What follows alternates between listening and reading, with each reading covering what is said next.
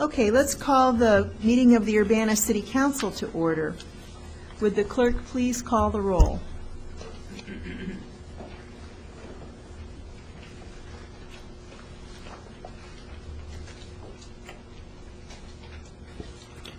Ms. Barnes? Here. Mr. Bowersox? Here. Ms. Shenoweth? Mr. Lewis? Here. Mr. Roberts? Here. Mr. Smythe? Ms. Stevenson? Mayor Pressing? Here. First order of business, approval of the minutes of the previous meeting. That's February 18th, 2008. I'll make a motion to approve. Motion by Mr. Roberts, seconded by Ms. Stevenson. Are there any additions or corrections to the minutes? Mr. Bowersox. In the first paragraph, it says we met February 28, but it was actually February 18. Everywhere else was right. Okay. All right. All those in favor of approving the minutes as corrected, please signify by saying aye. Aye. Those opposed? Okay, the motion carries. Are there any additions to the agenda? Petitions and communications. I have Greg Anderson. Would you like to come forward and state your name and address? I'm Greg Anderson, business address 206 East University in Urbana. Thank you for your time tonight. I'm Greg Anderson, Executive Vice President of the University of Illinois Employees Credit Union. We opened our 5 Points branch on University in Cunningham on January 30th and are celebrating our grand opening all this week. Just want to say we're excited to be part of the Urbana community and looking forward to becoming more involved in all that's going on in the city. I'm really here on behalf of our management team and board of directors to thank the city for their assistance and support. Really over the past 2 years we've worked on this project. We appreciate the council's support, specifically Alderman Lewis, as well as Mayor Pressing and the rest of the council, several of whom were able to join us Friday for our ribbon cutting ceremony. We'd like to thank city staff, including Libby Tyler and Tom Carino, for their help and encouragement as well. Credit Union serves many current Urbana residents. We're very glad to be part of the community. Just want to let you know that. We think it's a great fit for the area, and we can work together to make a positive impact for current and future members as well as the community as a whole. So we look forward to being more involved and being connected with Urbana even more so than we have been. So just want to pass that along to say thanks, and we appreciate being welcomed so very warmly. Well, we appreciate you being here, and it really is a beautiful building. And I think people should know that even though it's the University of Illinois Employees Credit Union, anyone who lives or works in Urbana can participate. That's correct. So we appreciate that. Thank you very much. Okay. Thank you. Thank you.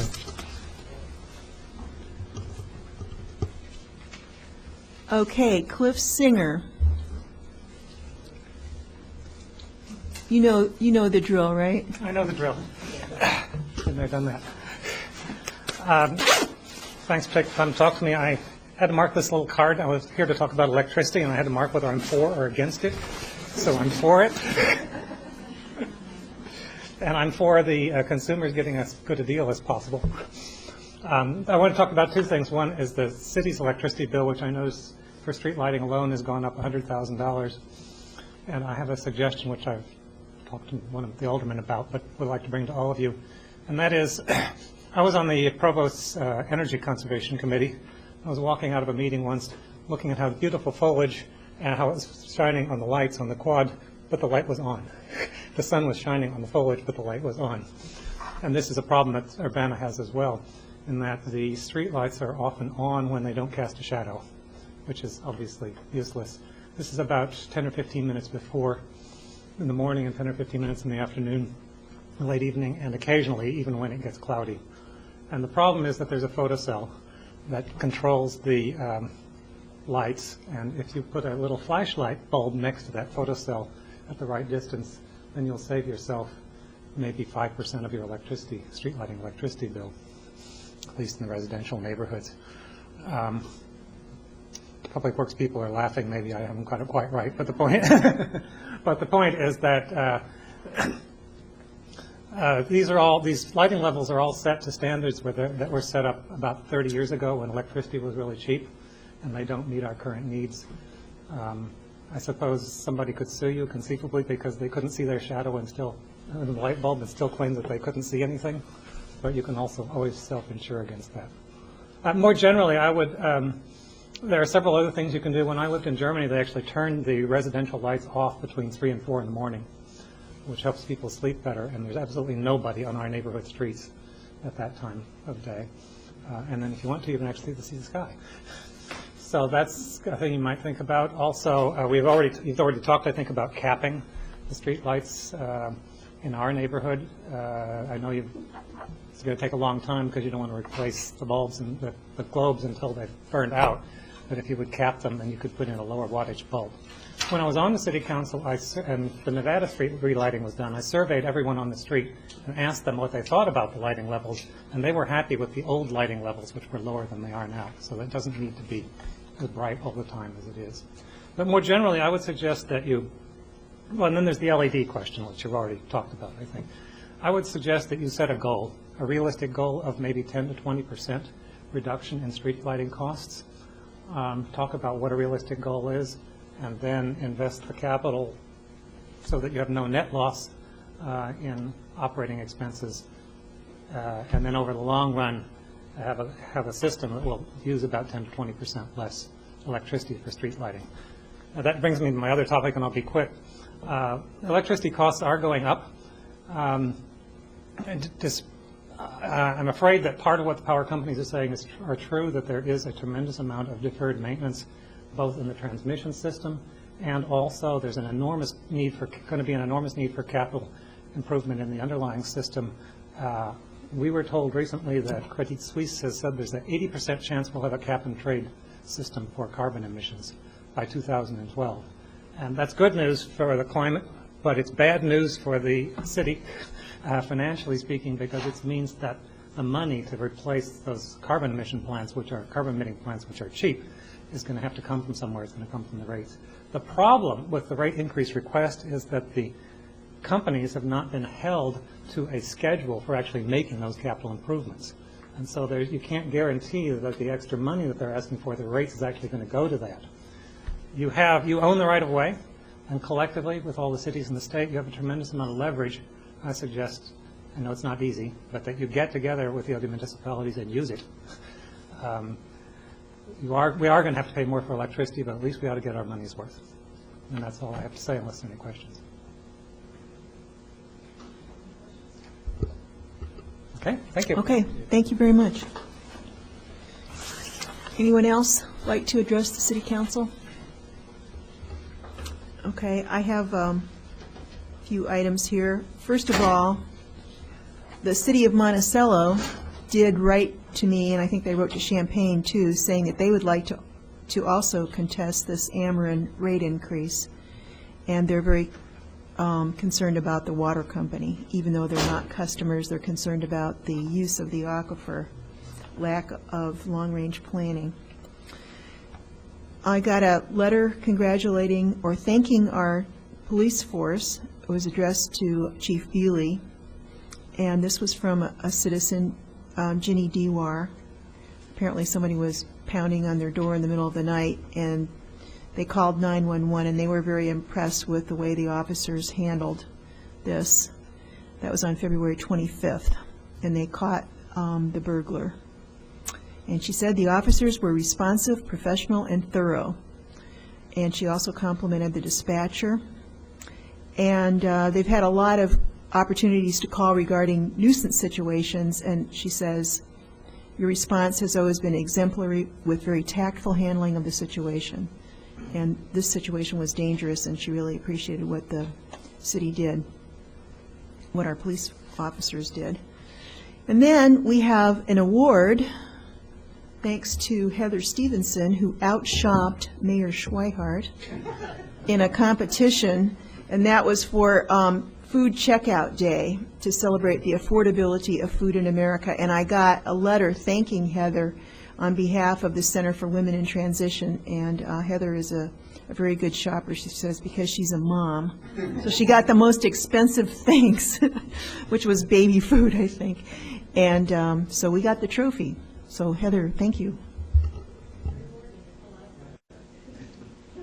Okay. I don't think there's any old business, is there? Now, reports of standing committees. Since Danielle Chenoweth is homesick today, Brandon Bowersox will handle that. We have 4 items from last Monday's Committee of the Whole. That was February 25. The first of the 4 items is Ordinance 2008-02-006. This is an ordinance approving an amendment to a redevelopment agreement with 5 Points Realty LLC for the Gateway Shops at the corner of Cunningham and University. For the committee, I move approval. Motion by Mr. Bowersox, seconded by Ms. Stevenson. Any comments? Did you have a comment? Okay, I assume Tom was going to speak here. He sat down, but I'd like to thank staff for working with me and developing some new spreadsheets that you've all seen. We have before us a sort of minimum plan, the expected plan, and an optimistic plan, and we all hope for the optimistic plan. And working through the numbers, I understand where this project is going.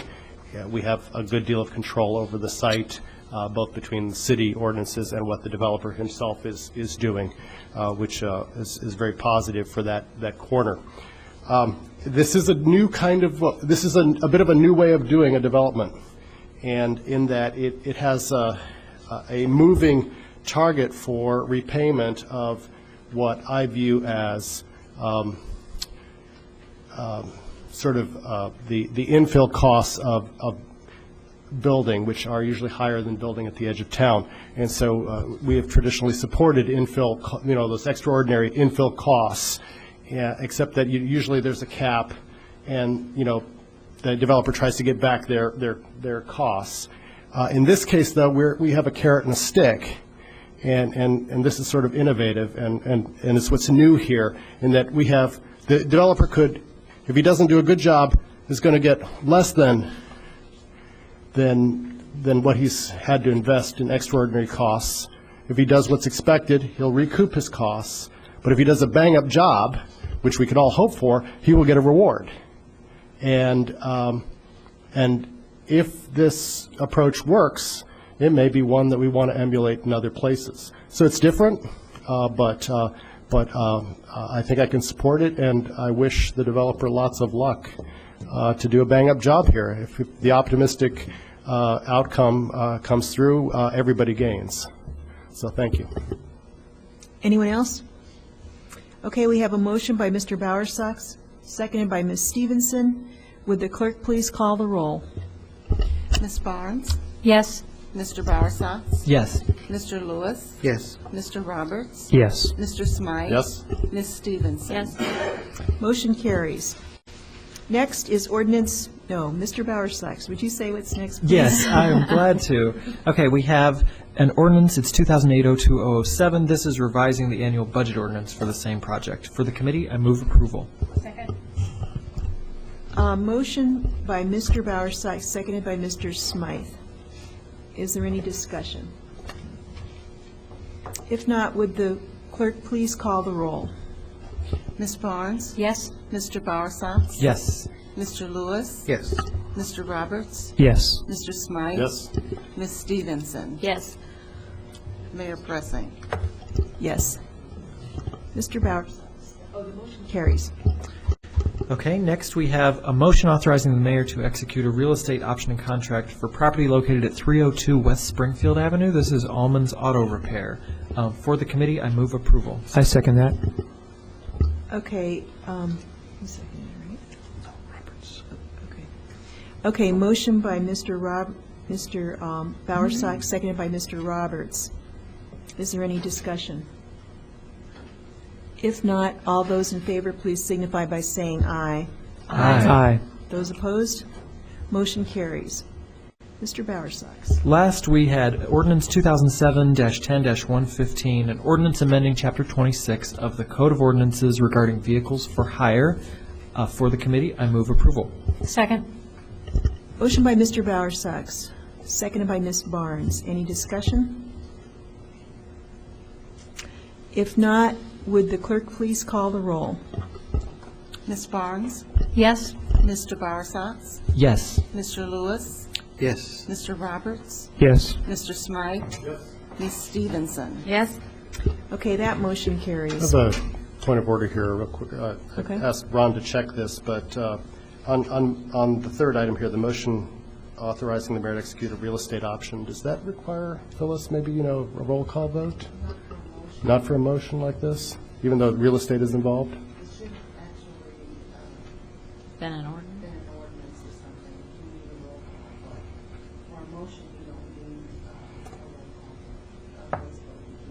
Oh, okay. Okay, well, Ron's going to double check. Sorry to send him up there. Okay, thank you. Okay, reports of officers. No reports of officers. New business, ordinance, We have a here we go. report. Tom Carino. Sorry, you do have before you this month's economic development report. Lots of activity this month in that we've had a grand opening for the U of I Credit Union, UC Bank, Monocle's, announcements on several projects. Staff and Councilman Smythe were able to take a tour of Gregory Place 2 this month. Leasing on both the residential and the commercial is moving forward well. I do want to mention, we do have this week our consultant on the Cunningham Avenue project will be conducting a series of public meetings and a charrette, the first of which will be tomorrow afternoon, 5:30 to 7 here in the City Council chambers, followed by all day of designing efforts by the consultant, and then Thursday from 5 to 7 here in the City Council chambers, the consultant will take an opportunity to present to the public, and then they will go back to their offices and refine the proposal a bit. So again, a busy week related to Cunningham beautification. If there are any questions on the report, I'd be happy to answer, and I will make sure that this is emailed electronically to everyone tomorrow morning. Mr. Bowersox. Yeah, I had just a couple little questions. There were two projects that we haven't seen for many months. I was wondering if they're still expected to be completed on time or about when. The Strong Banquet Center, I know we have a redevelopment agreement for, and I was just wondering if, I forget, is that December of 2008 or sort of when the end of that horizon is? The other is the Urbana Country Club condo project. I just haven't heard about it. I hope it's moving ahead, and wondered if you had any updates on those, or maybe for next month if you could. Sure. I'd have to check the development agreement with Mr. Strong, but I have not heard any updates on the project in quite a while, so I'll have to follow up to get an update on that. And then the Country Club condos, they're not moving forward right now. There are some items that need to be addressed between the Country Club and the developer, and to my knowledge, that project is not moving forward right now. Anyone else? Thank you, Tom. Okay, under new business, first is ordinance number 2008-03-012, an ordinance amending the zoning ordinance of the City of Urbana. And this is revisions to Article 12 of the Historic Preservation Ordinance. And we have Rebecca Bird to explain it to us. Hello. This case is a request to amend the historic preservation provisions of Article 12 of the Urbana zoning ordinance to allow historic preservation commissioners to nominate properties for local historic district and landmark designation. Currently, the ordinance does not allow historic preservation commissioners to nominate properties. Both the Historic Preservation Commission and the Plan Commission have discussed this amendment and recommend approval. This amendment originated at last year's joint meeting of the Urbana City Council and the Historic Preservation Commission last year, 2007, February. Ways to increase the number of applications for local historic districts and landmarks were discussed during the meeting, and amending the ordinance to allow commissioners to nominate properties was suggested. The Historic Preservation Commissioners are some of Urbana's strongest advocates of historic preservation, and yet they're unable to be involved in the nomination process. According to the Urbana zoning ordinance, the Historic Preservation Commission was created to identify buildings and districts that were historically significant and to advise the City Council on such designations. This amendment would also further the preservation goal in the comprehensive plan, which specifies identifying and protecting historic resources through historic district and landmark designation as an objective. City staff researched best practices and found that most communities allow historic preservation commissioners to make nominations. To avoid the appearance of a conflict of interest, city planning and legal staff recommend including language requiring a commissioner to abstain from further participating in the matter as a commission member if he or she is the nominator. The reason for this is that if a commissioner is the nominator, he or she would have a personal interest in the matter and would therefore be unable to render a fair and impartial decision. The options you have before you this evening are to approve the proposed text amendment, to approve as modified by specific changes, or to deny the proposed text amendment. The recommendation from the Historic Preservation Commission, the Plan Commission, and city staff is to approve as presented herein. And if you have any questions? Mr. Roberts. Thank you, Rebecca. Really, I feel this is a very useful and good decision or a proposal before the City Council. It has occurred to me, and we had obviously talked about it in the past, that the people who are most able to identify, describe, and define what the historic structures are in our town are probably the people who are serving on the Historic Preservation Commission. And it seems, and we all know that it takes quite a bit of research and attention to identify and fill out the landmarking application process. So to tie the hands of the commissioners who are really, we're bringing them together to be the proponents for historical preservation, didn't seem to be clearly thought out. So I think this helps kind of adjust that in an appropriate way. I'd like to ask one question. After the process of evaluating a house or a residence or whatever it's going to be is completed by the Historic Preservation Commission itself, can the person who initiated the petition become an advocate for it in other committees or councils before the city government? In other words, is there is the ordinance, as it's stated, that requests that they abstain then from participating in the discussion and the deliberation at the commission level? Does that stay at the commission level? And I'm asking this because, of course, there will be cases where perhaps the city council will be asked to determine whether a house should be historically landmarked if there is a disagreement by the property owner. Mm-hmm. And so I'm wondering if they are able to come forward and speak on its behalf and present that case to the city council in such a case. I think as it's written, we intended it for the nominator not to participate no further, but perhaps the city attorney could address that if... I wasn't...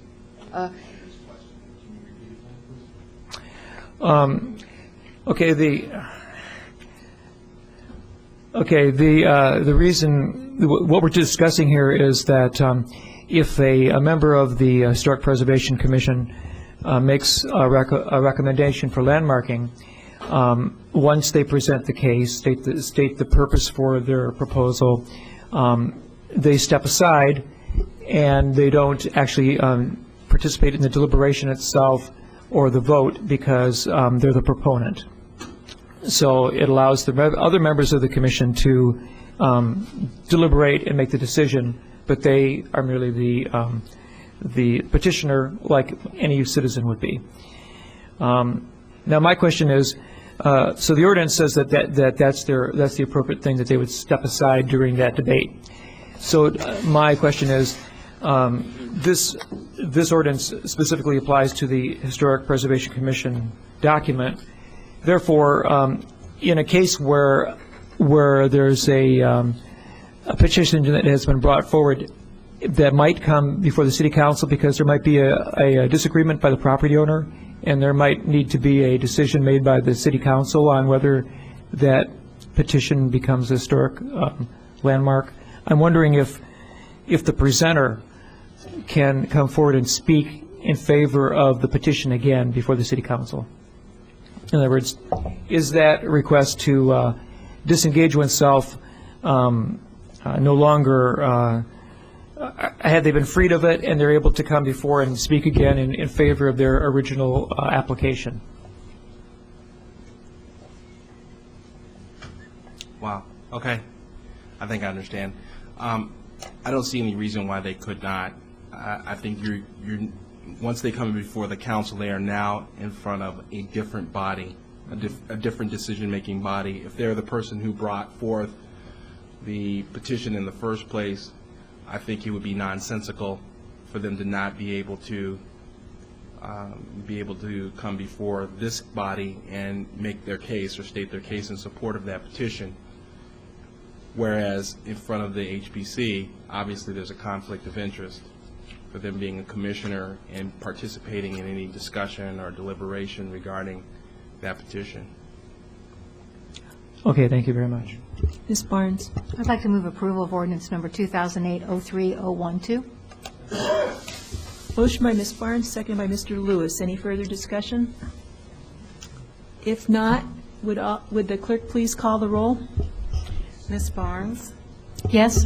Mr. Bowersox? Yes. Mr. Lewis? Yes. Mr. Roberts? Yes. Mr. Smythe? Yes. Ms. Stevenson? Yes. Okay, the motion carries. Next, resolution number 2008-03-005R, a resolution approving an intergovernmental agreement for intervention in the Ameren rate case before the Illinois Commerce Commission. Move approval. Second. I second it.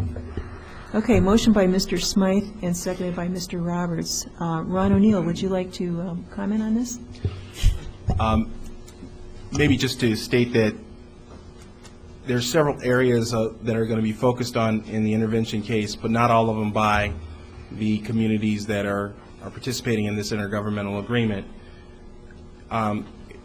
The consultant R.W. Beck that we hired in conjunction in a conference with the various communities helped us to determine that focusing on the street lighting issue as well as the cost of service issues was the best use of our resources. So I just wanted to make you aware that there'll be that narrow focus.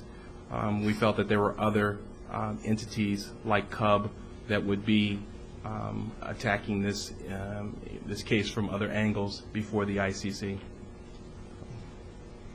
Our socks. I had a small question. In the first whereas, it says, whereas the city of Urbana is a municipality with a population of 25,000. And I just thought that was genius, since we're splitting up the cost by population, that, you know, we could even go lower as far as I'm concerned. It should read in excess of 25,000 because that's the cutoff for being a homeroom municipality. Okay, so can we revise, I had that same question, so can we revise that then? Sure. If Mr. Bowersox wants to make a motion. Yeah, I'd make a motion to amend it to in excess of. Okay. I second. So, all those in favor of amending it to read in excess of 25,000 population, please signify by saying aye. Aye. Those opposed? Okay, that motion carries. Let's go back to the original motion as amended. Motion by Mr. Smythe, seconded by Mr. Roberts. All those in favor, please signify by saying aye. Aye. Those opposed? The motion carries. Next is ordinance number 2008-03-011, an ordinance revising the annual budget ordinance, and this is to cover the Ameren rate increase. So moved. Second. Motion by Mr. Lewis, seconded by Ms. Barnes. Any discussion? Since this is a budget amendment, I believe we have to have a roll call, and Right. Mr. Smythe also brought to our attention that possibly the issue regarding the real estate might have to also be a roll call vote. Plus, the mayor gets to vote. So I just wanted to, Okay, before so you vote. who made the motion on this one? Mr. Lewis. Lewis and Barnes, is that right? Okay, is there any further discussion? If not, would the clerk please call the roll? Ms. Barnes? Yes? Mr. Bowersox? Yes. Mr. Lewis? Yes. Mr. Roberts? Yes. Mr. Smythe? Yes. Ms. Stevenson? Yes. Mayor Pressing? Yes. Okay, that motion carries. There being no further business, there is some further think- business. Mr. Smythe? I think that maybe just to cover our bases here, we should go ahead and do a roll call on item C, the motion authorizing the mayor to execute a real estate option and contract. I think we just, yeah. So do we need a motion to reconsider that, or just, okay, I move reconsideration of item C, the motion authorizing the mayor to execute a real estate option. Second. Okay, motion by Mr. Smythe and seconded by Lynn or Ms. Barnes? Barnes. All those in favor, please signify by saying aye. Aye. Okay, that motion carries. We're going to take a roll call on item C, the motion authorizing the mayor to execute a real estate option for property located at 302 West Springfield Avenue. Would the clerk please call the roll? Ms. Barnes? Yes? Mr. Bowersox? Yes. Mr. Lewis? Yes. Mr. Roberts? Yes. Mr. Smythe? Yes. Ms. Stevenson? Yes. Mayor Pressing? I get to vote on this? Yeah. Okay, I'll vote yes. I think it's kind of a conflict of interest, authorizing myself, but, you know. Okay, that motion carries. Thank you. All right, now, if there is no further business, this meeting is adjourned. Thank you.